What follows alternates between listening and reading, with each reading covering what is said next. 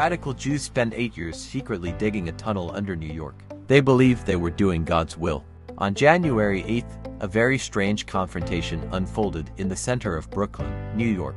Police showed up at the synagogue at 770 Eastern Parkway and detained activists who were trying to protect a secret tunnel they had dug under the building.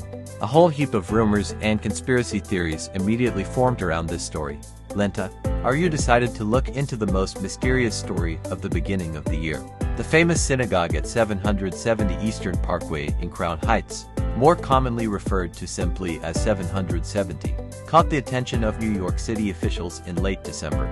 The fire department received an anonymous tip about an illegal tunnel under the building. Already on December 22nd, all local media wrote about the mysterious tunnels. Israeli investigation, adherents of one of the branches of the Hasidic movement Shabbat. They declared that they were doing the will of the Messiah. Hasidim traditionally live in isolated communities and often try to minimize contact with outsiders. For example, in the USA and some other countries they even have separate organizations for policing, called Shomrim. They perform police functions within the community, but do not have the right to carry weapons or make arrests. In cases of minor crimes or conflicts, many Orthodox Jews turn to them first. As a result, it was decided to fill the tunnel with concrete, which caused huge protests from young radicals.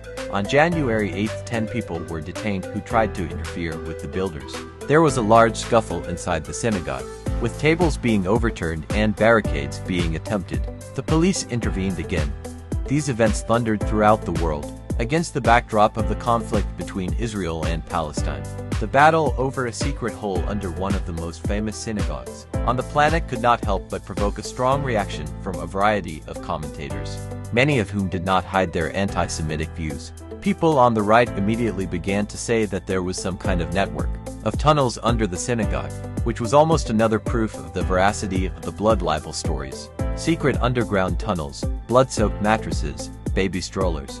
This whole thing just reeks of Simon of Trent, wrote one opinion leader on the social network, referring to a 15th century story that took place in the Italian city of Trento. Then local Jews were accused of ritual massacre of a 2-year-old boy, after which 15 people from the community ended up at the stake. This social media post has received 1.2 million views. This surge in anti-Semitism has caused serious concern among many public figures. At the same time, the real reason for the appearance of the tunnel under the Brooklyn synagogue turned out to be much more interesting than the right-wing radicals imagined. An American tourist fell victim to the curse of Pompeii. A woman named Deb from Pennsylvania said she was a victim of the curse of Pompeii. She stole artifacts from an ancient city, after which a series of misfortunes befell her. A tourist visited Pompeii while on vacation in 2011 and picked up two pebbles from the archaeological site.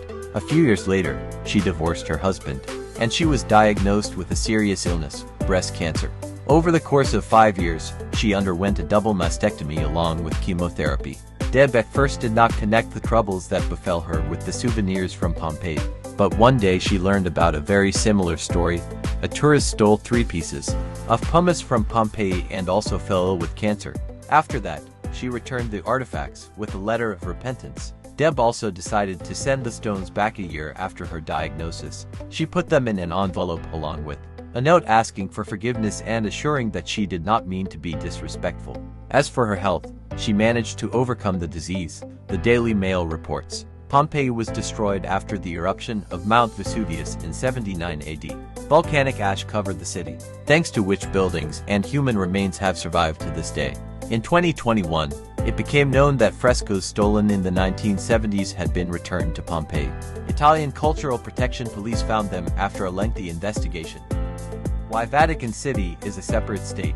The Vatican City State is a small area of only 0.44 square kilometers located inside the capital of Italy, Rome. It is an independent state and its sovereign ruler is the Pope. How did it happen that a small region became a separate state? The history of the Vatican goes back to the ancient history of the Roman Empire and the rise of Christianity. In the 4th century, the Roman Empire was ruled by emperors and the Christian religion experienced a period of persecution. However, in 313, Emperor Constantine the Great issued the Treaty of Milan, which recognized Christianity as a legitimate religion. During the reign of Pope Leo IV 847 to 855, the Vatican became the episcopal see of the Roman episcopate. However, for many centuries the city remained part of the papal state, formed as a result of the emergence of the medieval Christian Republic.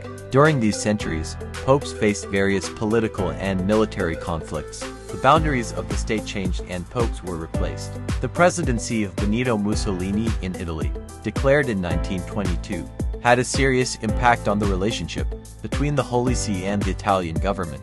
Before 1929, the Holy See had lost most of its possessions in central Italy and the Pope was stripped of political power. Nevertheless, this period is one of the most important historical eras in the history of the Vatican. In 1929, an agreement was signed from the Lateran between the Holy See and the Kingdom of Italy. The document realized a compromise between both parties. In accordance with it, the Holy See recognized the Vatican as an independent state, and Italy recognized the religious and political authority of the Pope. The agreement also provided for financial compensation for the loss of territories, as well as confirmation of religious freedoms and papal immunity.